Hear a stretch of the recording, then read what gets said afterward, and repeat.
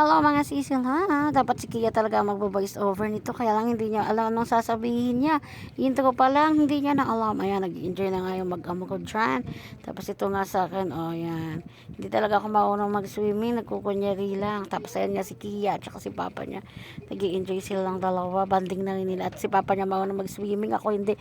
Lubog-lubog lang. Oh, ayan, diba? O, feeling mo talaga maunang. Oh, Marimar, yeah!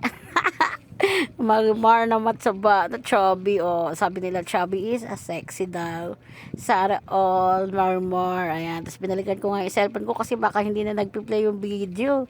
Tapos oh, di ba nga zoom na zoom ang face, oh. Tapos lalayo na naman, kala mo talaga maunang mag-floating, oh.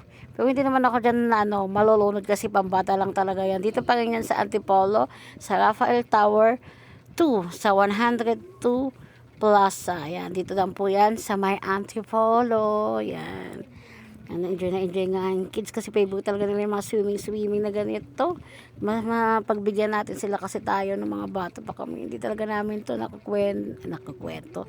Nararanasan na ikwento na nga. O yan o.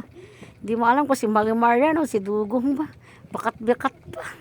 O, diba? Babalik na naman ulit ako sa cellphone ko kasi titignan ko na naman kung nag-record siya. Tapos ito na nga.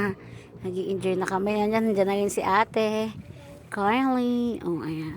Enjoy mga bata habang bakasyon. Tapos ito na nga yung pinaka-late upload. Ayan, no. Kumain kami sa mga inasal.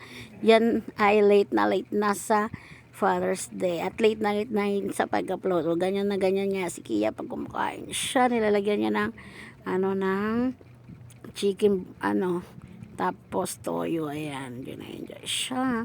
Ayan, diba? Oh, ayan. Number 23 nga kami. Hindi pa kakinuha yung 23 na bigay naman na yung mga order. Siyempre, pinapakita nga niya. Huwag kayong mag-alala, nagugas siya ng kamay. Paulit-ulit pa. Magkakasama yan sila nila. Baba yan, nagugas ng kamay. Ayan. Pag nag-order nga kami dyan, 3 lang yung order ko. Kasi hindi naman yan si Kia malakas kumain. Pinapauna ko siya. Tapos, tsaka na ako. Kasi, hindi naman yan ganun kalakas sa unli rice. Oh. Yan yung sausawan ko. Yan, pasubo-subo lang muna. Tapos pag natapos na siya, ako naman, oh, diba? Hak na hak talaga sa mga nasal. Enjoy na enjoy. Na nga po ang nag-voice over.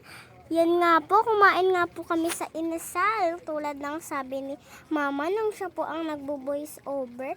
Tawang-tawa nga po ako dyan kasi sabi po ni Mama nung nasa bahay pa lang po kami, unti lang po yung kakainin niya. Pero napadami po ang kain namin dahil sobrang sarap. Yun lang po mga kasisilap.